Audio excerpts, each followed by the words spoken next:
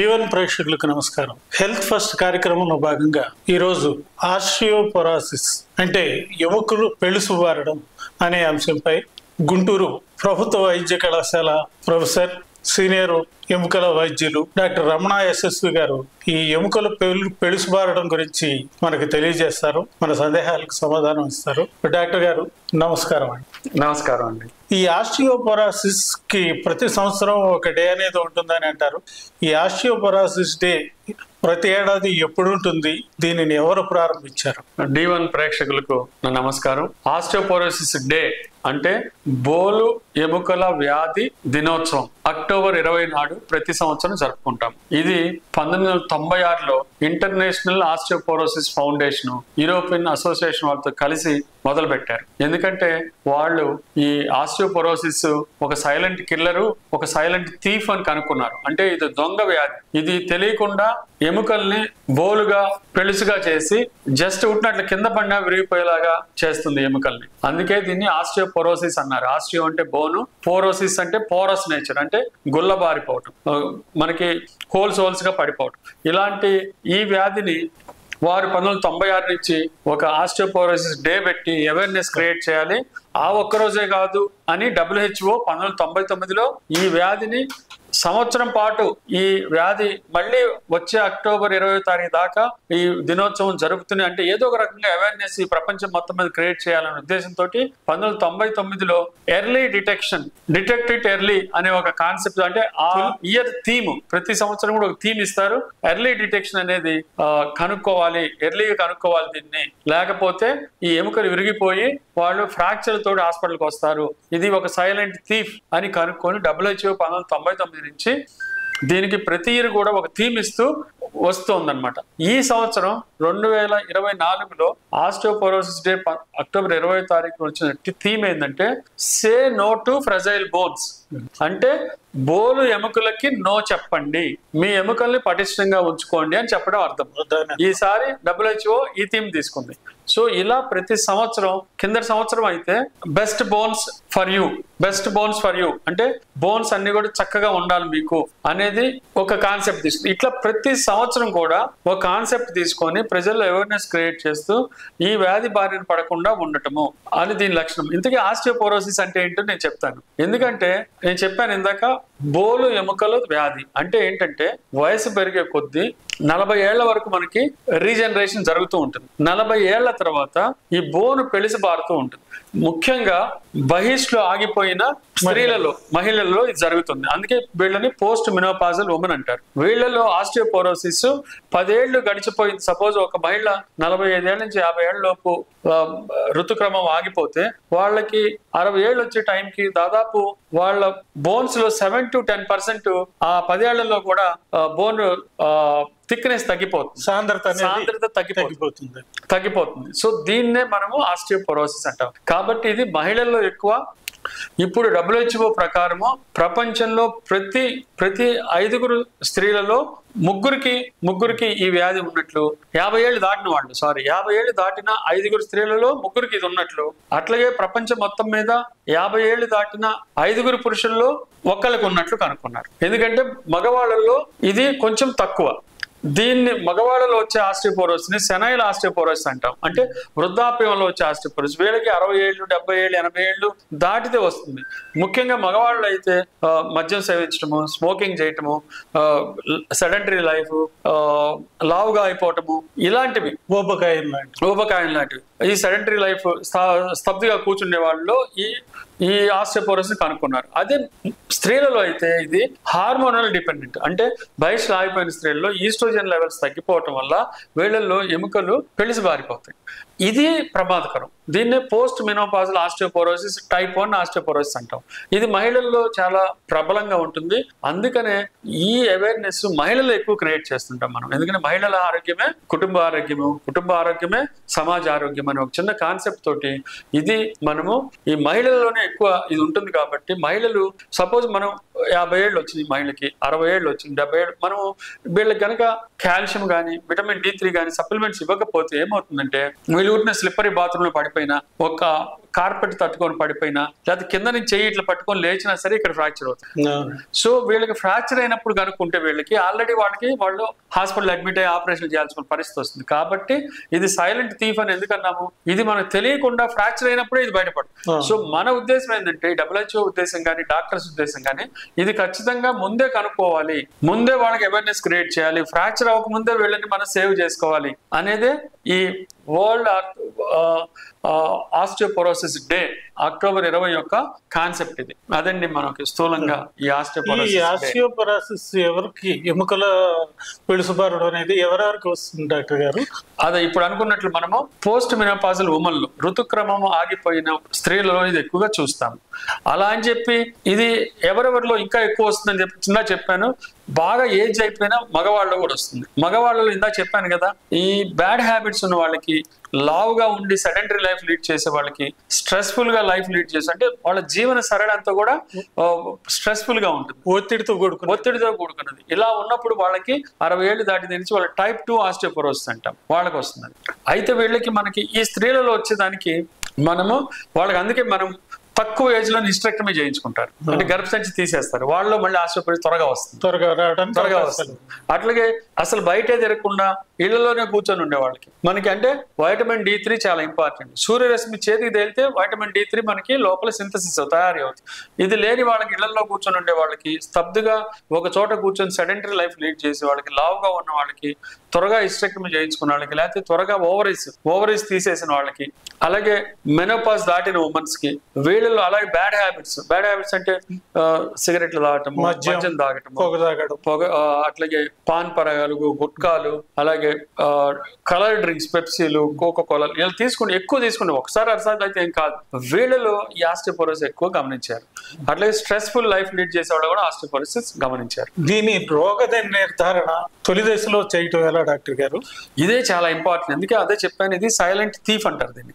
అందుకనే చాలా ఎర్లీగా డిటెక్షన్ చేయటంలోనే ఈ డాక్టర్ యొక్క గొప్పతనం, అట్లాగే ఆ పేషెంట్ యొక్క అవేర్నెస్ మీద ఆధారపడి. అందుకే మనం అవేర్నెస్ క్రియేట్ చేయటం. సో డాక్టర్స్ ఏం చేయాలంటే వీళ్ళకి అవేర్నెస్ క్రియేట్ చేయాలి. అవేర్నెస్ క్రియేట్ చేసి early detection of the disease చేయాలి. ఎలా చేస్తారంటే ఎక్స్రేస్ తీయటము, డెక్సా అని ఉంటుంది టెస్ట్, అది చేయటము.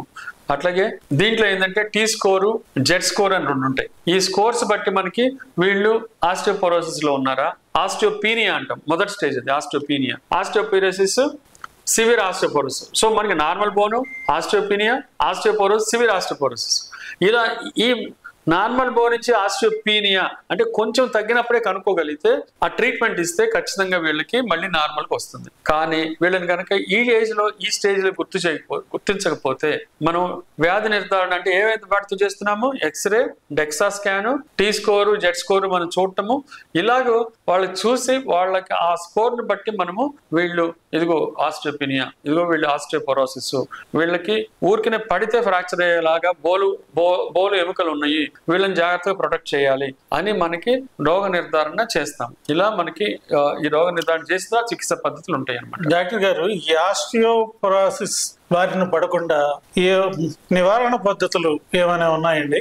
ఇది చాలా మంచి క్వశ్చన్ అండి. ఎందుకంటే prevention is better than cure అంటాం. మనం చాలా సార్లు ఇది చెప్పుకునే ఉంటాం. ప్రివెంట్ చేయగలగాలి. వచ్చిన తర్వాత చెప్పే సైలెంట్ డిసీజ్, సైలెంట్ థీఫ్ ఇది. సో వచ్చిన తర్వాత ఫ్రాక్చర్ తోటే మనకు వస్తారు. సపోజ్ ఫ్రాక్చర్ రిస్ట్ జాయింట్ గా అయితే పర్లేదు, కానీ ఇక్కడ ఇది మామూలుగా కామన్ గా ఆస్టియోపోరోసిస్ ఎక్కడెక్కడ ఫ్రాక్చర్లు అవుతాయి అంటే ఇక్కడ నెక్ ఫ్రాక్చర్ అవుతుంది. ఇది ఫీమర్ బోన్ అంటే మన తొడ భాగంలో ఉండే పెద్ద ఎముక, శరీరంలో ఉండే అతి పెద్ద ఎముక, పెద్ద లావ్ ఎముక. ఇది ఆడవాళ్ళలో వయసు పెరిగే కొద్దీ ఈ నెక్ దగ్గర పల్చ పడిపోతుంది ఎముక. దీన్నే మనం ఆస్టియోపోరోసిస్ అంటాం. ఇక్కడ విరిగిపోతుంది, లేకపోతే ఇక్కడ విరిగిపోతుంది. ఇక్కడ విరిగిపోయి వీళ్ళు ఇంకా బెడ్ రిడెన్ గా ఉండిపోతారు. సో ఇలా జరగకుండా ఉండాలంటే మనము వీళ్ళని ప్రివెంట్ చేయాలి. సో ఇక్కడ జరగవచ్చు, ఇక్కడ జరగచ్చు. అట్లాగే స్పైన్, ఇది స్పైన్ అన్నమాట. వీళ్ళు బస్సులో ఎత్తి కుదేసినా సరే మనకి ఏమైనా స్పీడ్ బ్రేకర్ బస్సులో ఇక్కడ ఫ్రాక్చర్ అవుతుంది, ఈ స్పైన్ ఫ్రాక్చర్ అవుతుంది. So wrist joint, spine fracture, ఇక్కడ పెల్విస్ ఫ్రాక్చర్, ఈ ఫ్రాక్చర్లు అవుతాయి అన్నమాట. సో ఇవి అవ్వకుండా ఉండాలి అంటే మనము వీళ్ళకి రోగ నిర్ధారణ ఎర్లీగా చెయ్యాలంటే ఇందా చెప్పిన టెస్టులన్నీ చేయాలి. ఈ రోగ నిర్ధారణ చేసిన తర్వాతనే మనకి వీళ్ళకి ఈ ప్రివెన్షన్ చేస్తాం. 2024లో ఈ ఆస్టియోపోరోసిస్ డే సందర్భంగా తీసుకున్న నిర్ణయాలు ఏమిటో వివరిస్తారా డాక్టర్ గారు?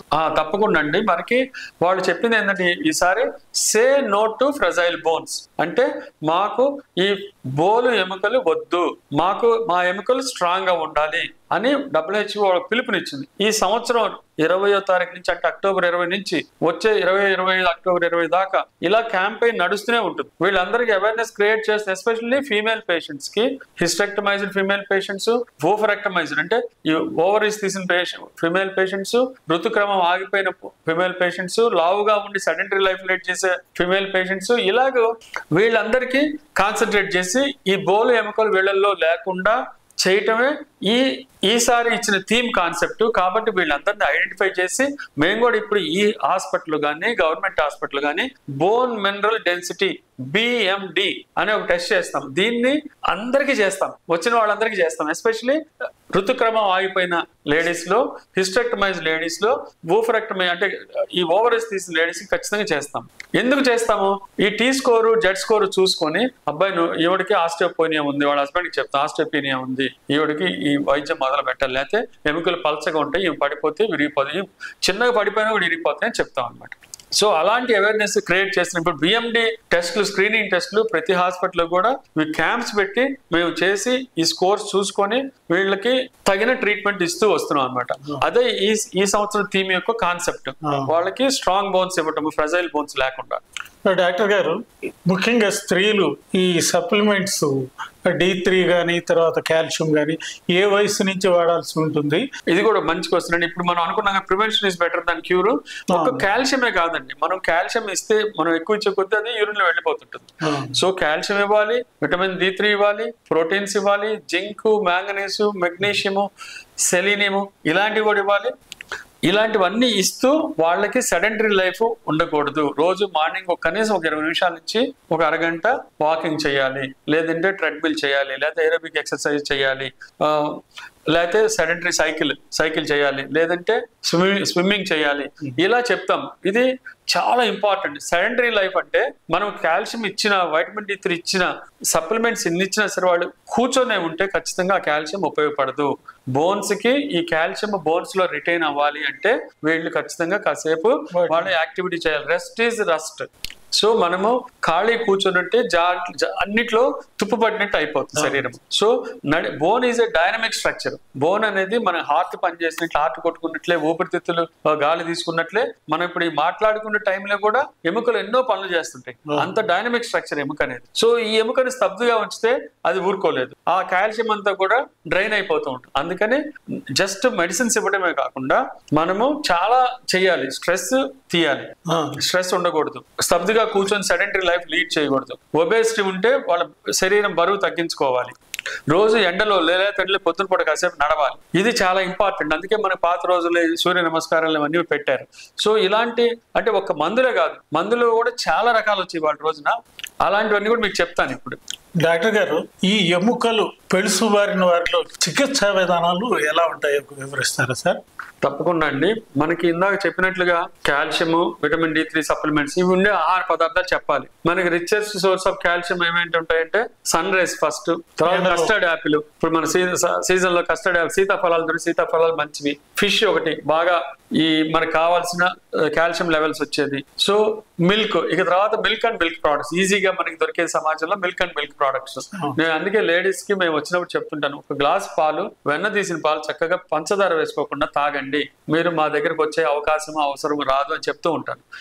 ఈ 4 చాలా ఇంపార్టెంట్ అండి. సన్ రైస్, మిల్క్, ఫిష్, సీతాఫలం. ఇవి ఆహారం అంటే మిగతా ఆహారాలు ఇంట్లో కొంచెం కొంచెం ఉంటాయి, బట్ ఇవి రిచెస్ట్ సోర్స్. సో అందుకని ఇలా చేయాలి. సో అట్లాగే మనకి వీళ్ళకి కొంతమందికి సెడెంటరీ లైఫ్ వల్ల కూడా కాల్షియం మనం ఎంత ఇచ్చినా సరే పోతూ ఉంటుంది బయట. సో అందుకని వాళ్ళు చక్కగా వ్యాయామాలు చేయాలి, నడవాలి. ఇలాంటివి చాలా ఇంపార్టెంట్. మాంసం మనం దేంట్లో అయినా సరే, కోడిగుడ్లు, నాన్ వెజ్ తినేవాళ్ళు నాన్ వెజ్ అంటే ఏజ్ పెరిగిపోతే నాన్ వెజ్ తగ్గించాలి. అలాగే వాటిలో కూడా మసాలాలు, దుంపలు అలాంటివి తినకూడదు. అంటే రూట్స్ అనేవి చాలా అవాయిడ్ చేయాలి. అట్లాగే ఈ బచ్చల కూర వాటిలో కూడా మనకి మంచి కాల్షియం ఉంటుంది, అంటే ఆక్సిలేట్స్ ఉంటాయి. దాని అవి ఉంటే కనుక మనకి డెఫినెట్ గా బోన్ స్ట్రెంగ్త్ పెరుగుతుంది అనమాట. శాకాహారులకి అవును, విటమిన్ కే ఉండే ఆహారం కూడా తీసుకోవాలి. విటమిన్ కే ఉండే ఆహారం తీసుకుంటే ఈ బోన్ స్ట్రాంగ్ గా ఉంటుంది. ఇవి మనకి తినే వాటిలో ఆహారం. ఇంక తర్వాత కాల్షియం సప్లిమెంట్ చేస్తుంది. వాళ్ళ రోజున ప్రతి దాంట్లో కూడా కాల్షియం కలిపి వస్తుంది. సో మన మల్టీవిటమిన్స్ ఇచ్చినప్పుడు కాల్షియం విటమిన్ D3 కలిసి ఉంటాయి. ఒకవేళ మనకు తక్కువ అనిపిస్తే డెన్సిటీ చూసినప్పుడు విటమిన్ డి ఇంజెక్షన్స్ కూడా ఇస్తాం, ఫాస్ట్ గా గ్రో అవడానికి, ఫాస్ట్ గా కాల్షియం సింథసైజ్ అవడానికి, కాల్షియం రిటైన్ అవడానికి బోన్స్ లో. అలా కాకుండా ఇవాళ ఇంకా చాలా పద్ధతులు వచ్చాయి. అంటే ఏంటంటే అవి బిస్ఫాస్ఫోనేట్స్ అంటాం. ఈ కాల్షియం మనం తీసుకున్నది రిటైన్ అవ్వాలంటే బోన్ లో ఇవి తీసుకోవాలి. ఇవి ఇంజెక్షన్ ఫార్మ్స్ ఉంటాయి, అలాగే సప్లిమెంట్ ఓరల్ గా తీసుకునేవి కూడా ఉంటాయి. సో ఇవి కాల్షియం తో పాటు తీసుకుంటే ఆ కాల్షియం బాడీలో రిటైన్ అయ్యి వాళ్ళకి బోన్స్ స్ట్రాంగ్ గా అవుతాయి. అలాగే ఇవాళ రోజున ఇయర్లీ వన్స్ తీసుకునే ఇంజెక్షన్స్ కూడా వచ్చాయి.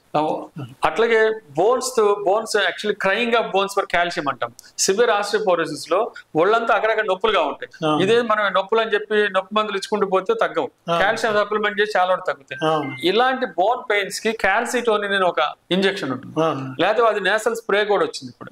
అది కనుక ఇస్తే ఈ బోన్స్ అన్నిట్లో కూడా కాల్షియం వచ్చేసి బోన్స్ కాల్షియంతో నిండిపోయి ఈ నొప్పులు తగ్గిపోతాయి. సో ఇన్ని రకాలుగా ఆలోచించాలి వీళ్ళకి. అట్లాగే ఇప్పుడు పారాత్ హార్మోన్ అని వచ్చింది.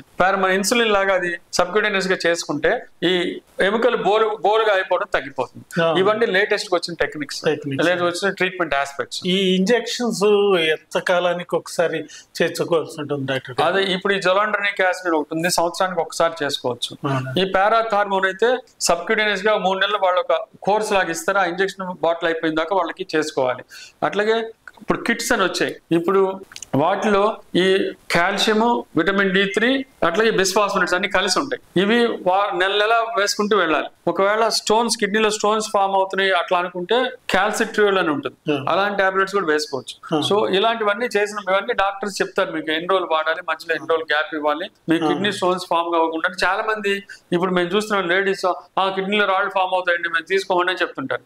మేము వాళ్ళకి చెప్తాం, అమ్మ మీ కిడ్నీలో రాళ్ల కన్నా ఇది ప్రమాదకరం, పడితే విరిగిపోతే చాలా ఇబ్బందులు పడతారు, మీరు ఎవరితో ఒకరితో పెద్ద ఆపరేషన్ చేయించుకోవాల్సి రావచ్చు, లేదా మంచాలు ఉండాల్సి రావచ్చు, ఒకరు చేయించుకోవాలని అవసరం పడవచ్చు మీకు ఎర్లీ ఏజ్ లోనే. సో అట్లాంటి అపోహలు పెట్టుకోవద్దు. అపోహలు ఉంటే మా దగ్గరికి వచ్చి మీకు సందేహాలను తీర్చుకొని మీరు కాల్షియం సప్లిమెంట్స్ తీసుకోండి అని చెప్తాం. ఇప్పుడు డాక్టర్ గారు మీరు పై చెప్పిన ఇంజక్షన్లు కానీ మందులు కానీ సామాన్యులకి అందుబాటు ధరల్లో ఉంటాయి? ఇవన్నీ ఇప్పుడు వచ్చిన కొత్తలో చాలా కాస్ట్లీ ఉండేవి, కానీ ఇప్పుడు ఇది సామాన్యులకి అందుబాటు ధరలోనే ఉన్నాయి. అదేం పెద్ద మోస్ట్లీ 10,000 లోపే అయిపోతాయి ఇవి యాక్చువల్ గా అయితే. ఇంజక్షన్ కాస్ట్ బట్టి కానీ ఆ స్ప్రేలు కాస్ట్ బట్టి కానీ, ఇప్పుడు స్ప్రే అయితే 1000 రూపాయల నుంచి 1500 లోపు వచ్చేసింది కాల్షియం స్ప్రే కూడా. సో ఇవి ఎక్కువ మంది వాడే కొద్దీ అవేర్నెస్ క్రియేట్ అయిపోతే అవి కూడా కాస్ట్ తగ్గిపోతూ ఉంటాయి. అందుకే మేము అవేర్నెస్ క్రియేట్ చేస్తున్నాము. ఎముకల సాంద్రత పెరగాలంటే ఎటువంటి ఆహారం మరియు ఎటువంటి జాగ్రత్తలు తీసుకోవాలండి? అదే ఇప్పుడు చెప్పిన ఆహార పదార్థాలు అన్ని ఒకటి. ఇంకా ఆపరేషన్స్ మెయిన్ ఏంటంటే వీళ్ళు కనుక పడిపోయి ఈ హిప్ జాయింట్ ఫ్రాక్చర్ అయినా వీళ్ళకి ప్రమాదకరమైన పరిస్థితి ఉంటుంది. అందుకే దీన్ని ప్రివెన్షన్ ఆఫ్ ఫాల్స్ అంటాం. ఇది కూడా ఇంకో చాలా ఇంపార్టెంట్. ప్రివెన్షన్ ఆఫ్ ఫాల్స్ అంటే పెద్దవాళ్ళు వయసు 65-70 వచ్చేసరికి వీళ్ళకి ఏదో కారణం బీపీ ఉండటం వల్ల కానీ, షుగర్ ఉండటం వల్ల కానీ, షుగర్ లెవెల్స్ డౌన్ అవటం వల్ల కానీ కళ్ళు తిరిగి పడిపోతుంటారు, తూలి పడిపోతూ ఉంటారు. లేకపోతే ఈ చిన్న డోర్ మ్యాట్ తట్టుకొని పడిపోతారు, లేదా గడప తట్టుకొని పడిపోతారు, లేదా మెట్ల మీద జమ్మని పడిపోతారు. సో లేకపోతే కింద ఏమైనా నీళ్లు పడి ఉంటే కనపడకపోతే దాని మీద జారి పడతారు. పడినప్పుడు మేజర్ ఫ్రాక్చర్స్ అవుతాయి. సో యాక్చువల్గా మేము ఫ్రాక్చర్స్ అయినప్పుడే ఈ జబ్బు ఉంది ఆస్టియోపోరోసిస్ గుర్తిస్తారు. అదే ఇప్పుడు మనం ఈ వీడియో యొక్క గొప్పతనం, ఈ వీడియో యొక్క ముఖ్య ఉద్దేశం ఏంటంటే ఇలా ఫ్రాక్చర్ అవ్వకముందే ఈ లేడీస్ ని గుర్తించి వాళ్ళకి సప్లిమెంట్స్ ఇస్తే వీళ్ళు పడినా కూడా ఒకసారి ఎరగవు. అసలు ఈ ఎముకలు ఎంత పెలుసుగా ఉంటాయి ఏంటంటే ఈ లేడీస్ లో వీళ్ళు ఈ ఎముక విరిగిపోయి కింద పడతారు. మనం ఏమనుకుంటాం, పడితే విరిగింది అనుకుంటాం. ఈ రెండుకి ఎంత తేడా ఉంది చూడండి. వాళ్ళకి ఎముక ఎంత పెలుసుగా ఉందంటే ఊర్లో ఇటు తిరిగారు, ఎవరు పిలిచారని, ఇక్కడ ఫట్మని ఇరిగిపోయి కింద పడిపోతుంది, ఫ్రాక్చర్ అయిపోతుంది. అంత పెలుసుగా అయిపోతాయి బోన్స్. మనం ఏమనుకుంటాం పడిందిలో ఇరిగిపోయింది అనుకుంటాం, కానీ సైన్స్ అట్లా చూడదు. ఎక్స్రే చూసినప్పుడు మాకు అర్థం అవుతుంది, ఓరు బాబు ఎంత పలుసుగా ఉంది బోను, ఏమో పడిపోయి ఇరిగిపోయి ఉంటుంది ఇది అనిపించేలా ఉంటుంది అక్కడ పరిస్థితి. ఇది ఎక్కువ ఏజ్ అయినా ఆడవాళ్ళలో చాలా కామన్ గా చూస్తాం. అందుకని ప్రివెన్షన్ ఆఫ్ ఫాల్స్ అనేది మోస్ట్ ఇంపార్టెంట్. ఇంట్లో పెద్దవాళ్ళు ఉంటే మీ అందరు కూడా వినండి ఇది జాగ్రత్తగా. బాత్రూమ్స్ లో వాళ్ళు పట్టుకొని వెళ్ళటానికి హ్యాండిల్స్ పెట్టాలి. ఈ టాయిలెట్ సీట్ మీద కూర్చొని పైకి లేవడానికి హ్యాండిల్స్ పెట్టాలి, ఎందుకంటే వాళ్ళు తూలి పడిపోతారు. గడపలు ఉండకూడదు, ఉన్నా కూడా చిన్న చిన్న గడపలు ఉండాలి, ఉన్నా కూడా దానికి వాళ్ళు ఇక్కడ ఉందని చెప్పగలగాలి. అలాగే ఇంట్లో ఈ టైల్స్ అవన్నీ వేసుకుంటారు అందరూ, వాటిలో నీళ్లు పడినప్పుడు కనపడదు, ఎప్పటికప్పుడు క్లియర్ గా పెద్దవాళ్ళు ఉన్నప్పుడు వాటిని తుడుస్తూ ఉండాలి. ముఖ్యంగా గ్రానైట్ వాటి ఉన్నప్పుడు ఊళ్ళు జారి పడిపోతుంటారు, అనవసరం కొత్త ప్రాబ్లమ్స్ తెచ్చుకుంటున్నాం. సో ఇలాంటివి వాళ్ళ ప్రివెన్షన్ ఆఫ్ ఫాల్స్ అనేది పెద్ద సబ్జెక్ట్ మాకు. వీళ్ళు పడిపోకుండా, వాళ్ళకి పడిపోయినప్పుడు వాళ్ళకి పడితే హిప్ జాయింట్ ఎరగకుండా వాటికి ప్రొటెక్టివ్ ఇవి వచ్చాయి, గార్మెంట్స్ వచ్చాయి, అవన్నీ పెట్టుకొని ఉండాలి. మరీ పెద్దవాళ్ళు 70 ఏళ్ళు 80 ఏళ్ళు 90 ఏళ్ళు వీళ్ళు పాపం మరి నడవకుండా ఉండకూడదు. మేము నడవమని చెప్తాం, మొబిలిటీ ఈజ్ లైఫ్ అని చెప్తాం. నడిచేటప్పుడు ఎక్కడో పడిపోవచ్చు, ఈ పడిపోయినప్పుడు కూడా మనం ఇరిగిపోకుండా కూడా చూడాల్సిన బాధ్యత. అలాంటివి ఎంతో పెద్ద సబ్జెక్ట్ ఇది ఆస్టియోపోరోసిస్ అనేది. ఈ ప్రివెన్షన్ ఆఫ్ ఫాల్స్ అనేది దీంట్లో ఇంకో పెద్ద సబ్జెక్టు. కాబట్టి ఇది వీళ్ళలో పెద్దవాళ్ళు ఉన్నప్పుడు ఖచ్చితంగా పడిపోకుండా చూడాల్సిన బాధ్యత ఫ్యామిలీ మెంబర్స్ మీద, అందరి మీద ఉంటుంది, కుటుంబ సభ్యులు అందరి మీద ఉంటుంది. వాళ్ళు నడుస్తున్నప్పుడు అక్కడ ఏమైనా ఉందని చూస్తుండాలి, మనం అబ్జర్వ్ చేస్తుండాలి. లేదా ముందే అక్కడ నూనె పడిందా, అక్కడ నీళ్లు పడినాయా, నడిచేటప్పుడు అక్కడ ఏమైనా ఇబ్బంది ఉందా, లేదా కార్పెట్లు లేదా ఈ డోర్ మ్యాట్లు జారిపోతుంటాయి, జారిపోయి కొంత దాంతో పోయి టప్పని కింద పడిపోతాయి. సో ఇలాంటివి జరగకుండా చూడాల్సిన బాధ్యత ఆ కుటుంబ సభ్యుల మీద కూడా ఉంది. దీన్ని ప్రివెన్షన్ ఆఫ్ ఫాల్స్ అనే సబ్జెక్ట్. స్త్రీల గురించి ముఖ్యంగా వాళ్ళు ఆస్టియోపోరోసిస్ కి తొందరగా గురవుతారని చెప్పారు. పురుషుల్లో ఎలాంటి జాగ్రత్తలు తీసుకోవాలి, ఎలాంటి ఆహారము లేకపోతే ఎలాంటి సప్లిమెంట్స్ ఏమన్నా వాడవలసి ఉంటుందా, ఏ వయసు నుంచి వాడు జాగ్రత్తగా ఉండాలి? ఇదే మగవాళ్ళు అయితే 60 ఏళ్ళ నుంచి ఖచ్చితంగా జాగ్రత్తగా ఉండాలి. ఎస్పెషల్లీ వాళ్ళు బాగా లావుగా ఉన్నప్పుడు, స్ట్రెస్ఫుల్ లైఫ్ లీడ్ చేస్తున్న జీవన శైలిని కూడా మార్చుకోవాలి, లేడీస్ కానీ జెంట్స్ కానీ. ఏజ్ పెరిగే కొద్ది అట్లాగే సెడెంటరీ లైఫ్, పొద్దుగూరు ఒకచోటే కూర్చొని స్తబ్దుగా ఉంటే మాత్రం బోన్స్ లో కాల్షియం డిపాజిట్ కాకుండా యూరిన్ వెళ్ళిపోతుంటుంది, అదొకటి ఇంపార్టెంట్. సో అట్లాగే వీళ్ళకి బ్యాడ్ హ్యాబిట్స్, లేడీస్ లో అయితే ఈ ప్రాబ్లం ఉండదు. జెంట్స్ లో అయితే బ్యాడ్ హ్యాబిట్ ఏంటంటే మందు కొట్టము, సిగరెట్లు సిగరెట్ దాటి ఇవి ఉంటాయి. వీళ్ళకి ఖచ్చితంగా ఇవన్నీ ఆపాలని చెప్పాలి, ఎందుకంటే ఇవి ఆస్టియోపోరోసిస్ కి చాలా ముఖ్యమైన కారణాలు. వీళ్ళు కూడా మళ్ళీ ప్రివెన్షన్ ఆఫ్ ఫాల్స్, ఈ సప్లిమెంట్స్ సేమ్ ఇవే. మళ్ళీ వాళ్ళకి కూడా ఈ ఎండ్లో నడవటము, కాసేపు ఎక్సర్సైజ్ చేయటము, ఏరోబిక్స్ కానీ స్విమ్మింగ్ కానీ ఇలా చేయటం అనేది, సైక్లింగ్ కానీ అలాగే ట్రెడ్మిల్ కానీ, ఇంట్లో వ్యాయామాలు, శారీరక శ్రమ పట్టడం అనేది ఖచ్చితంగా. జీవన శైలి మార్చుకొని స్ట్రెస్ లేకుండా చూసుకోవటము, బ్యాడ్ హ్యాబిట్స్ దూరంగా ఉండటము, ఇప్పుడు మనం చెప్పిన ఆహార పదార్థాలను తీసుకోవటము, ఇలా మన బ్యాలెన్స్ డైట్. యాక్చువల్గా మనం పెరుగు పాలు లేకుండా, పెరుగు అన్నం తినకుండా ఉండం మనం యూజువల్ గా. సో అవన్నీ కూడా మిల్క్ అండ్ మిల్క్ ప్రోడక్ట్స్ కాబట్టి అందరికీ సప్లిమెంట్ అవుతాయి. ఇది మేల్స్ లో గురించి. బట్ ఎవరికైనా సరే ఫ్రాక్చర్స్ అయితే మేజర్ ఆపరేషన్స్ అవుతాయి. ఇప్పుడు ఉన్న పరిస్థితుల్లో అన్ని హాస్పిటల్స్ కూడా మేజర్ ఆపరేషన్ చేస్తారు. ఎస్పెషల్లీ ఇక్కడ ఇరిగినప్పుడు ఇక్కడ రాడ్ వేసి బిగిస్తాము, లేకపోతే ప్లేట్ వేసి బిగిస్తాము, లేకపోతే ఇది పూర్తిగా ఈ బాల్ పాడైపోయి ఇరిగిపోయినప్పుడు దీన్ని తీసి కొత్త జాయింట్ వేస్తాం. ఇలాంటి ఆపరేషన్స్ కూడా ఉన్నాయి మళ్ళీ వాళ్ళు నడిపించడానికి. ఇలాంటి ఆపరేషన్ కూడా ఉన్నాయి, కానీ పడకుండా చూడటమే మెయిన్ ఇంపార్టెంట్. పడినప్పుడు ఆపరేషన్స్ ఉన్నాయి, వాళ్ళు మళ్ళీ నడిపించే బాధ్యత కూడా డాక్టర్లు తీసుకుంటారు. బట్ ఏమైనా సరే వీళ్ళల్లో 70 ఏళ్ళు వచ్చి ఈ ఫ్రాక్చర్లు అయితే వాళ్ళకి 20% వీళ్ళు చనిపోతూ ఉంటారు ఈ ఫ్రాక్చర్స్ తోటే. ఇప్పుడున్న టెక్నాలజీ ప్రకారం అయితే 80% సేవ్ చేయగలుగుతున్నాము, 20% మనం సేవ్ చేయలేకపోతాం. వైద్యంలో కొత్త టెక్నిక్స్ రావడం. పాత రోజుల్లో అయితే 80 మంది చనిపోయేవాళ్ళు, 20 మంది బతుకుండేవాళ్ళు. ఎందుకంటే వాళ్ళు పడుకొని నేను అందరితో చేయించుకున్నాను సైకలాజికల్ డిప్రెషన్ లోకి వెళ్ళిపోతారు, బెడ్ సోర్స్ వస్తాయి, హార్ట్ పని చేయదు, కిడ్నీలో స్టోన్స్ వస్తాయి, లంగ్స్ లో నీరు చేరుతుంది పడుకొని ఉండటం వల్ల. సో ఇవన్నీ వచ్చి వాళ్ళు చనిపోయేవాళ్ళు. ఇప్పుడు వాళ్ళని ఎంబడే ఆపరేషన్ చేసి ఒక 4 రోజుల లోపు లేదా మరుసటి రోజు నడిపించగలిగిన మంచి టెక్నాలజీ వచ్చింది కాబట్టి వీళ్ళందరినీ మనం సేవ్ చేసుకోగలుగుతున్నాము. అది టెక్నాలజీకి మనం డెఫినెట్ గా ఈ సైన్స్, హ్యూమన్ సైన్స్ డెవలప్మెంట్ కి వాళ్ళందరికీ కూడా మనం ఎప్పుడు కూడా సదా గ్రేట్ఫుల్ గా ఉండాలి. ఇంత అద్భుతమైన అవేర్నెస్ కార్యక్రమం నేను మా చేత చేయించడము D1 ప్రేక్షకులకి యాజమాన్య కృతజ్ఞతలు తెలియజేసుకుంటున్నాను. డాక్టర్ గారు, ఈ ఆస్టియోపోరోసిస్ గురించి ఎన్నో విలువైన విషయాలు తెలియజేశారు. మీకు మా ధన్యవాదాలు. నమస్కారం అండి. థ్యాంక్ యూ అండి.